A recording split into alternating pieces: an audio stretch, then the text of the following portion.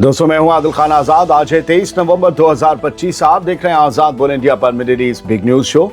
इस शो में आज आपको दिखाएंगे हमास का टॉप डेलीगेशन पहुंचा मिस्र, ट्रंप प्लान के दूसरे फेज पर बंद कमरों में हो रही बातचीत, तेल अवीव में गुस्सा फूटा, नफरती मिनिस्टर्स स्मोट्रिच और बेन गुविर के खिलाफ बगावत, यरूशलेम में इस्राएली फायरिंग, 2 फलस्तीनी टीनेजर शहीद, इलाके में भारी तनाव, वेस्ट बैंक में सेटलर्स की हैवानियत, भेड़ों को भी नहीं बख्शा, जहर देकर मार डाला, हुथीस की अदालत का बड़ा फैसला, 18 जासूसों को दी सबसे बड़ी सजा, अमेरिका, सऊदी अरब, इसराइल और कई मुल्कों के लिए काम करता था नेटवर्क, ईरान का बड़ा ऐलान, कहा न्यूक्लियर प्रोग्रेस नहीं रुकेगी, आईएईए रेजोल्यूशन पर सख्त वार्निंग, और सूडान में बदला जंग का रुख, कुर्दोफान में फिर सूडानी आर्मी की तेज बढ़त, आरएसएफ से कई मोर्चों पर तेज लड़ाई। शुरुआत करते हैं इस शो की। काहिरा से एक बड़ी खबर है, हमास का टॉप डेलीगेशन मिस्र यानी इजिप्ट पहुंच गया है। जंग की गर्मी और ट्रंप प्लान के दूसरे स्टेज पर बंद कमरों की मुलाकात शुरू हो चुकी है। सऊदी चैनल अल हदाद के मुताबिक सीनियर हमास ओहदेदारों की टॉप टीम आज काहिरा पहुंची। सब सीनियर लीडर्स इसमें हैं। मकसद साफ है कि गजा में बढ़ती झड़पें, बार बार के हमले और हालिया एस्केलेशन पर इजिप्ट के इंटेलिजेंस के साथ सीधे ब्रीफिंग करना। सोर्सेस बताते हैं कि ये टीम सिर्फ मिस्र के अफसरों से ही नहीं मिलेगी, बल्कि इस टीम का कतर, इजिप्ट और यूनाइटेड स्टेट्स के मीडिएटर्स के साथ भी राउंड शुरू होने वाला है बातचीत का। एजेंडा क्या होगा? एस्केलेशन रोकने के रास्ते ढूंढना और ट्रंप के गजा फ्यूचर प्लान के दूसरे स्टेज में एंट्री पर बात करना। फिलहाल काहिरा में हवा गर्म है, कमरों में कूटनीति है, डिप्लोमेसी है और मैदान में धमाके गजा के गूंज रहे हैं। दोनों साथ चल रहे हैं। देखते हैं इस मीटिंग से क्या हल निकलता है। तेल अवीव की सड़कों पर फिर से गुस्सा फूट पड़ा। अपोजिशन लीडर्स भी भीड़ में शामिल हुए और नेतन्याहू की मुश्किलें बढ़ा थीं। तेल अवीव में कल देर रात सैटरडे नाइट प्रोटेस्टर्स ने सरकार के खुद के लिए बनाए गए 7 अक्टूबर वाले हमले के इंक्वायरी प्लान को ठुकराते हुए सख्त नाराजगी जताई। मतलब अपनी ही जांच खुद सरकार करेगी, इससे सब लोग खफा थे। भीड़ में अपोजिशन लीडर्स भी मौजूद थे।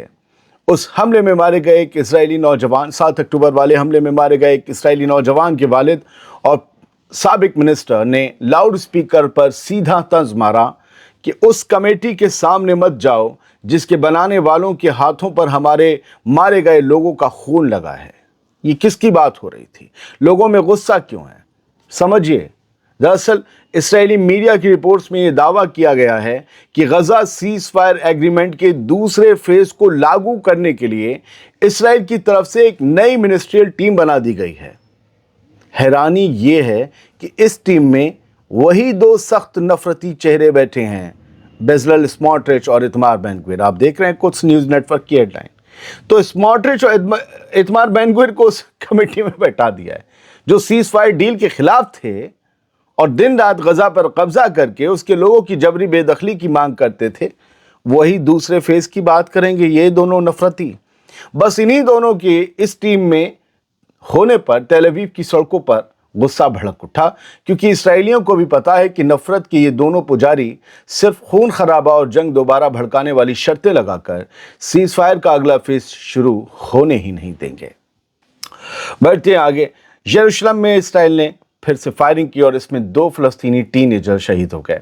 फलस्तीनी अथॉरिटी का कहना है कि कुफ्र आकब इलाके में इसराइली फोर्सेस ने सीधी गोलीबारी करके 2 फलस्तीनी टीनेजर्स को मौत के घाट उतार दिया। इधर इसराइली पुलिस कह रही है कि उन्होंने थ्रेट क्रिएट करने वालों पर फायर खोला है, यानी ये हमारे लिए खतरा है, जबकि फलस्तीनी साइड इसे क्लियर टारगेटेड शूटिंग और ऑक्यूपेशन फोर्स की रूटीन वारदात बता रही है। इलाके में टेंशन हाई है। लोकल सोर्सेस कह रहे हैं कि इस इंसिडेंट के बाद इसराइली फौज ने हैवी डिप्लॉयमेंट कर दिया है। बड़ी तादाद में फौजी तैनात कर दिए गए हैं, क्योंकि उन्हें भी पता है कि फ़लस्तीनी इसे लेकर भारी गुस्से में कुछ कर सकते हैं। सेटलर्स की हैवानियत का एक और नमूना सुन लीजिए। जानवरों को भी नहीं बख्शा है सेटलर्स ने। वेस्ट बैंक में जहरीले हमले हो रहे हैं, छापे हो रहे हैं, तोड़फोड़ तेज हो गई है। कब्जा शुदा वेस्ट बैंक में हफ्ते को इसराइली फोर्सेस और सेटलर्स ने कई इलाकों में धावा बोलकर हालात और भी जहन्नुम बना दिए। रमल्ला, नाबलस, हैब्रॉन और बैतलहम से लेकर जॉर्डन वैली तक छापे, मारपीट, जमीन पर हमले, पेड़ों की जड़ें उखाड़ना, घरों की तबाही और गिरफ्तारियां जारी रहीं। ये शनिचर के सैटरडे के रोज भी जारी रहा, इतवार को भी जारी है। वेस्ट बैंक के अलमुगैर गांव में तो हैवानियत की हद पार कर दी गई। गांव की काउंसिल की डिप्टी हेड ने बताया कि सेटलर्स ने एक फलस्तीनी की भेड़ों को जहर दे दिया, उसके झुंड में जहर मिला दिया। इससे 3 मासूम जानवर वहीं तड़प कर मर गए। फलस्तीनी अफसर कह रहे हैं कि ये वायलेंस रुकने की बजाय अब खतरनाक तेजी से फैल रही है। वेस्ट बैंक में हालात रफ्ता रफ्ता एक बड़ी तबाही की तरफ बढ़ रहे हैं, क्योंकि इन उग्रवादी मिलिशिया सेटर्स को रोकने के लिए इसराइल कोई ठोस कदम उठाता नहीं दिख रहा। यमन की बात करते हैं। हूथी हुकूमत की अदालत ने 18 जासूसों को मौत की सज़ा सुनाई है। ये खबर बड़ी ख़ास है। यमन की स्पेशलाइज्ड क्रिमिनल कोर्ट ने 2 अलग अलग सेशंस में फैसला सुनाते हुए 18 मुलजिमों को डेथ सेंटेंस दे दिया। अदालत के मुताबिक ये लोग अमेरिकन, सऊदी, ब्रिटिश इंटेलिजेंस और ज़ायनी एंटिटी की मोसाद एजेंसी के लिए जासूसी और कोलैबोरेशन में शामिल थे। हूथीज ने यही इल्ज़ाम लगाया था और इन्हीं इल्ज़ामों में मुजरिम पाते हुए सज़ा दी गई। 2 और मुलजिम हैं जिन्हें 10 साल की कैद सुनाई गई है। प्रोसिक्यूशन का कहना है कि ये इंटरकनेक्टेड स्पाई सेल्स 2024-2025 के दौरान एक्टिव थे। नेटवर्क पर इल्ज़ाम है कि ये लोग दुश्मन मुल्कों के लिए खुफिया माल, लोकेशन डेटा और कवर फोटोग्राफी इकट्ठा करते थे।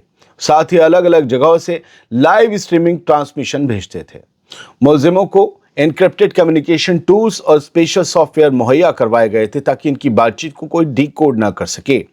अदालत के फैसले के बाद यमनी हुथीज की सिक्योरिटी एजेंसियों ने कहा है कि विदेशी नेटवर्क की कई और लिंक्स की जांच जारी है। यानी सिर्फ 18 को फांसी तक बात नहीं रुकेगी, कुछ और लोग भी पकड़े जाएंगे, सजा सुनाई जाएगी।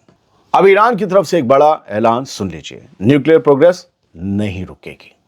आईएए के रेजोल्यूशन पर सख्त रिएक्शन आया है, यानी एनरिचमेंट जारी रहेगा और किसी भी वक्त जंग छिड़ने के आसार भी कायम रहेंगे। दोस्तों, ईरान की मजलिस के national security and foreign policy commission के हेड इब्राहिम अजीजी बड़ी तोप हैं। इन्होंने कहा है कि मुल्क अपनी न्यूक्लियर तरक्की को पूरी रफ्तार से आगे बढ़ाता रहेगा और किसी भी बाहरी दबाव के आगे झुकेगा नहीं, यानी न्यूक्लियर प्लांट्स दनादन चलते रहेंगे। उन्होंने आईएए की ताज़ा एंटी ईरान रेजोल्यूशन को उकसावे की कोशिश बताया और कहा कि ईरान इसका मुनासिब जवाब देगा। ये अपने आप में मुनासिब जवाब देगा, माकूल जवाब देगा, ये अपने आप में वार्निंग भरे लफ्ज होते हैं।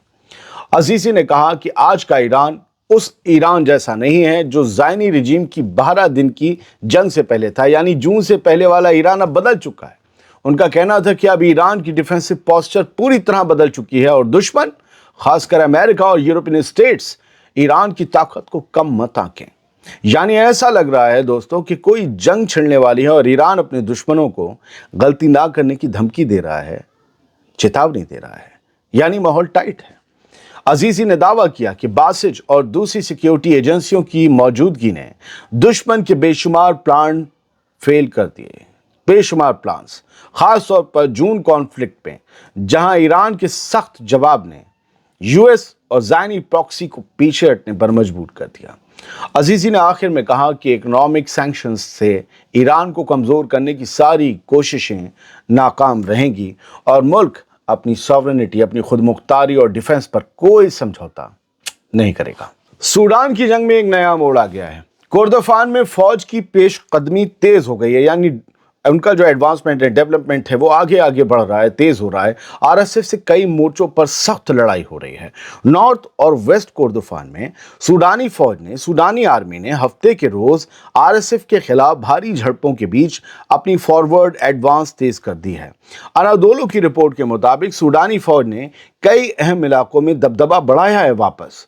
सबसे सख्त लड़ाई समीमा में हुई। ये स्ट्रेटेजिक इलाका एल ओबैद से नॉर्थ और वेस्ट कोर्दोफान को जोड़ता है। सूडानी आर्मी ने यहां हैवी और लाइट वेपन से, यानी यूं समझिए कि भारी और हल्के हथियारों से आरएसएफ पर धावा बोला اور آگے بڑھنے میں کامیابی پائی، یعنی کہ خدیر دیا RSF کو۔ سورسز کا کہنا ہے کہ فوج اور اس کی الائیڈ یونٹس ویسٹ کردفان کے الخوائی ایکسس پر آگے بڑھ رہی ہیں، جو ایلو بیس سے قریب 100 کلومیٹر دور ہے۔ فی الحال یہ تھیں کچھ خبریں جو صاف گوئی سے فیکٹ کے ساتھ آپ کے سامنے رکھ دی ہیں۔ آج کل کچھ بلیٹن کم ہو رہے ہیں، کل یا پرسوں سے یہ سب کچھ ڈھرے پہ آ جائے گا۔ ہم سفر میں ہیں، آپ کو بتاتے رہتے ہیں، تو اس وجہ سے بلیٹنس لیٹ بھی ہو رہے ہیں، لیکن میں دسمبر سے سب ٹائمنگ سے کر دوں گا انشاءاللہ۔ ایک مہینہ یہ ایسے ہی نکل گیا ہے، تو آپ سب سے معذرت، اور آپ سب کو بہت شکریہ کہ آپ ویٹ کرتے ہیں، میل کرتے ہیں، میسج کر کے پوچھتے ہیں اور انتظار کرتے ہیں۔ یہ بس اس کا کرم اور آپ کی محبت ہے، ورنہ میں کچھ نہیں کر رہا، زبان ہی تو ہلا رہا ہوں۔ بہت شکریہ، سلامت رہیے، خوش رہیے۔